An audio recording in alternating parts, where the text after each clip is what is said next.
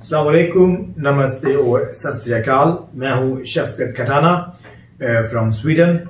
आज बात करूंगा मैं डिपेंडेंट रिलेशनशिप वीज़ा के बारे में, यानी कि वो वीज़ा जो अप्लाई करते हैं आप उन फैमिली मेंबर्स के लिए जो आपके मेन फैमिली मेंबर्स नहीं होते। मेन फैमिली मेंबर्स वो होते हैं जो आपके हस्बैंड वाइफ और आपके चिल्ड्रन होते हैं, और जो डिपेंडेंट रिलेशनशिप की कैटेगरी में आ जाते हैं वो हो जाते हैं आपके पेरेंट्स, फॉर एग्जांपल आपके सिबलिंग्स, आपके कजन्स या दूसरे रिश्तेदार जो आप पे डिपेंडेंट होते हैं। सो डिपेंडेंट रिलेशनशिप वीज़ा की जो बेसिक रूल्स हैं, बेसिक चीज़ें, उनके बारे में मैं इन्फॉर्म करूंगा। सबसे पहली चीज़ हमने ये एनालाइज करनी है कि आपका यहाँ पे स्टेटस क्या है, यानी कि आपके पास यहाँ की कौन सी रेजिडेंसी है या आपके पास कौन सी नेशनलिटी है। तो 5 कैटेगरीज हैं। पहली होती है कि बंदे के पास यहाँ पे टाइम लिमिटेड वीजा हो यहाँ पे, यानी कि जिसको कहते हैं टाइम लिमिटेड tidsbegränsad uppehållstillstånd। या तो हैं आप यहाँ पे स्टूडेंट्स, या आपके पास है वर्क परमिट, या आपके पास है बिजनेस वीजा, या आपके पास पोस्ट वीजा है, आप फैमिली वीजा के थ्रू यहाँ पे आए हैं और वो टाइम लिमिटेड है, अभी वो परमानेंट नहीं हुआ। दूसरी कैटेगरी है परमानेंट uppehållstillstånd, कि आपके पास यहाँ पे परमानेंट वीजा है। तीसरी कैटेगरी आ जाती है कि अगर आपके पास यहाँ की स्वीडन की नेशनैलिटी हो। चौथी कैटेगरी से आ जाती है कि अगर आप किसी और ईयू कंट्री की नेशनैलिटी है आपके पास, फॉर एग्जाम्पल आपके पास जर्मनी की या इटली की नेशनैलिटी है। और 5वीं कैटेगरी है कि अगर आपके पास ईयू कार्ड है किसी और ईयू कंट्री का। तो इन 5 कैटेगरीज की मैं बात स्टेप बाय स्टेप करूंगा। पहली जो कैटेगरी जो मैंने बताई, अगर आपके पास टाइम लिमिटेड रेजिडेंसी है, फॉर एग्जाम्पल जैसे मैंने कहा अगर आप स्टूडेंट्स हैं या आपके पास वर्क परमिट भी है लेकिन परमानेंट नहीं हुआ, तो फिर आप दूसरी फैमिली का जो आप पे डिपेंडेंट है उनका वीजा अभी तक यहाँ पे नहीं अप्लाई कर सकता। अगर आपके पास परमानेंट uppehållstillstånd है, यानी कि आपके पास परमानेंट रेजिडेंसी है, फिर आप अप्लाई कर सकते हैं उन फैमिली मेंबर्स का या रिश्तेदारों का जो आप पे डिपेंडेंट है। ये वीजा अप्लाई होना चाहिए विदिन 6 मंथ। आपके परमानेंट uppehållstillstånd मिलने के बाद 6 महीने के अंदर अंदर आपकी फैमिली मेंबर ने अप्लाई करना है।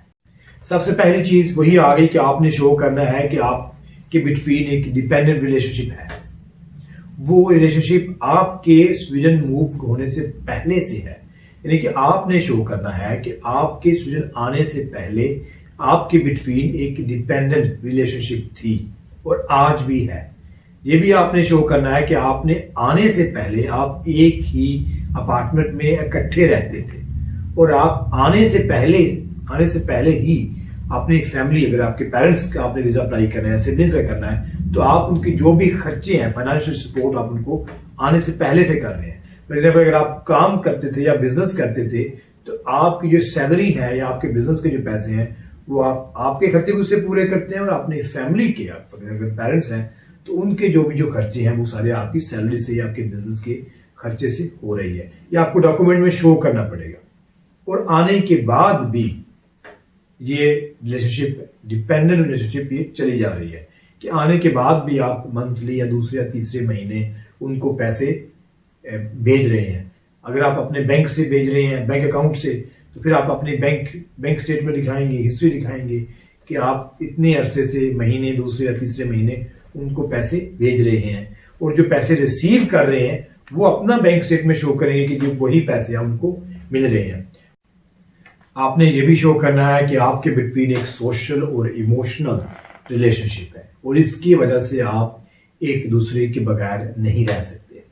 बाकी आखिरी चीज इस कैटेगरी में ये आ जाती है कि आपने ये वीजा, जैसे मैंने पहले कहा, बहुत जल्द अप्लाई करना है। आपके परमानेंट वीजा अप्लाई करने के आपको परमानेंट वीजा मिलने के फौरन बाद विदिन 6 मंथ अप्लाई करना है। ये भी एक चीज मैटर करती है इन केसेस में कि आपके यहाँ स्वीडन आने के कितनी देर बाद आप अप्लाई कर रहे हैं, यानी कितनी देर बाद आपको परमानेंट वीजा मिला। अगर आप फॉर एग्जाम्पल आए हैं वर्क परमिट लेके, तो आपको पता है कि वर्क परमिट का यह है कि आपको 4 साल के बाद, वर्क परमिट के वीजे के 4 साल के बाद आप यहाँ पे परमानेंट अप्लाई करते हैं। और अप्लाई करने के बाद साल भी लग जाता है, 1.5 साल भी कई बार लग जाता है आपको परमानेंट वीजा मिलने में। तो यहाँ पे फिर आपको आए हुए बहुत लंबा अरसा हो गया, 5 सही बात 5.5 साल कई बार लग जाते हैं।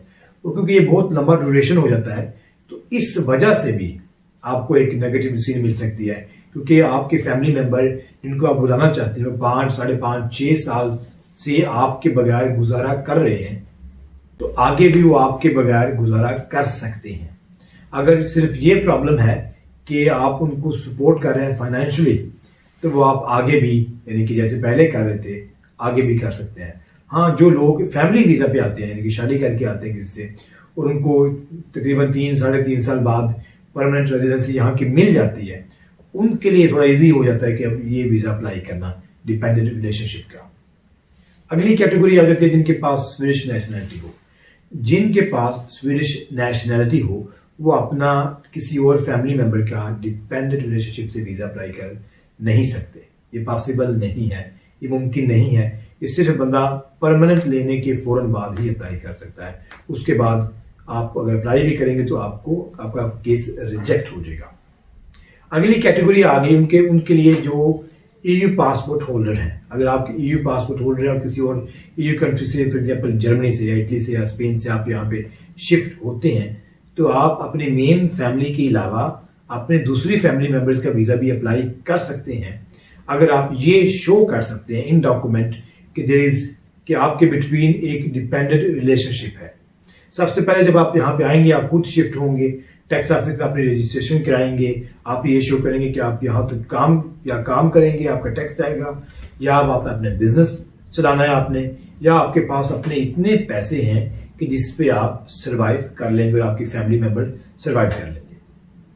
आपको ये शो करना पड़ेगा आप बहुत लंबे अरसे से, कई सालों से, वे बैक आप अपने अगर पेरेंट्स को बुलाना चाहते हैं तो उनको या किसी और फैमिली मेंबर को लंबे अरसे से पैसे रेगुलरली मंथली या दूसरे तीसरे महीने उनको भेज रहे हैं, डॉक्यूमेंट में आप शो करेंगे।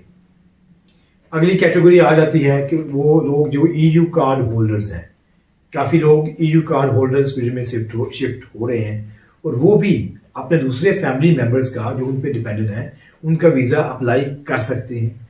वो भी आप आते ही अप्लाई कर सकते हैं। आपको भी ये शो करना पड़ेगा कि आप जिस कंट्री से आए हैं अभी ईयू कंट्री से, वहां पे रहते हुए भी वहां आप अपने फैमिली मेंबर्स को पैसे भेज रहे थे, उसका भी आप डॉक्यूमेंट का शो करना पड़ेगा आपको। और जो मेन चीज आती है कि सब कैटेगरीज में आ जाती है कि आपने खाली ये शो नहीं करना कि आपने पैसे भेजे और आपने कितने पैसे भेजे और आप कितने सालों से भेज रहे हैं, ये तो एक चीज आ गई। दूसरी चीज आपने ये शो करनी है कि जो बंदा आपको जिसको आप बुलाना चाहते हैं वो आप पे ही डिपेंडेंट क्यों है और कैसे है और कब से है, ये आपको लिख के बताना पड़ेगा कि ये मेरे पेरेंट्स, मेरे बहन भाई, मेरे कजन्स, मेरे दोस्त जो भी हैं वो इतने सालों से, 8 से 5 सालों से या 8 सालों से 10 सालों से मुझ पे डिपेंडेंट हैं। उसकी वजह ये है कि फॉर एग्जाम्पल अगर आपके और बहन भाई हैं तो वो शायद इतने वेल सेटल ना हो, उनकी इतनी अच्छी इनकम ना हो, इतने उनके पास पैसे ना हो कि उनके सारे खर्चे जो है वो पूरे कर सकें। आप जो है आप वेल सेटल्ड हैं और आप ही इतने सालों से उनको खर्चे भेज रहे हैं, उसका आपके पास सबूत भी है और आपके जो फैमिली मेंबर उससे जो कनेक्शन है इमोशनली वो बहुत स्ट्रांग है, आपका बाउंड जो है वो बहुत स्ट्रांग है, आपकी बहुत अक्सर डेली बेस पे आप उससे भी बात भी करते हैं।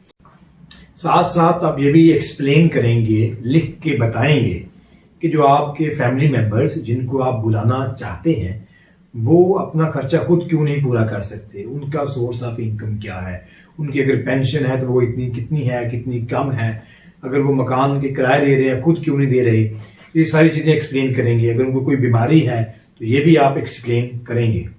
तो जो डिपेंडेंट रिलेशनशिप है उसमें आपको ये शो करना पड़ता है सबसे पहले कि आप उनको फाइनेंशियली सपोर्ट कर रहे हैं और बहुत लंबे अरसे से कर रहे हैं। ये नहीं कि आपके स्वीडन शिफ्ट होने के बाद, नहीं, बल्कि उससे बहुत पहले और कई साल पहले से आप कर रहे हैं और ये आपको डॉक्यूमेंट में शो करना पड़ेगा कि आपने उनको पैसे भेजे और ये भी आप लिख के एक्सप्लेन करेंगे। आपके जो दूसरे फैमिली मेंबर्स, अगर आप पेरेंट्स को बुलाना चाहते हैं तो आपके बहन भाई, जैसे मैंने पहले कहा, वो आपके पेरेंट्स को सपोर्ट क्यों नहीं कर रहे, उनकी अगर इनकम कम है ये भी बंदा एक्सप्लेन करे। अगर आप ये चीजें एक्सप्लेन नहीं करेंगे तो आपको घर में एक लेटर आ जाएगा एप्लीकेशन पुट करने के बाद कि आप सब कुछ लिख के उनको बताएं। तो बेहतर होता है कि बंदा पहले से ही लिख के एक्सप्लेन कर दे। साथ ये भी लिखें एवरीथिंग इन डॉक्यूमेंट कि 2019 में आपने कितने पैसे भेजे, 2018 में कितने क्या पैसे भेजे, 2017 में आपने कितने पैसे भेजे, लिख के बताएं इस मंथ में इतने पैसे भेजे। और उनके आपके पेरेंट्स की जब दूसरे फैमिली मेंबर जिनको बुला रहे हैं उनकी एक्टिविटीज क्या है, कब से क्या क्या एक्टिविटीज हैं, ये सब चीजें बताएं। सो ये थे कुछ बेसिक रूल्स। ऑफ कोर्स इसमें डिटेल भी है, लेकिन मैंने बेसिक रूल्स आपको बताए। उम्मीद है कि ये इंफॉर्मेशन आपके लिए हेल्पफुल होगी। शुक्रिया।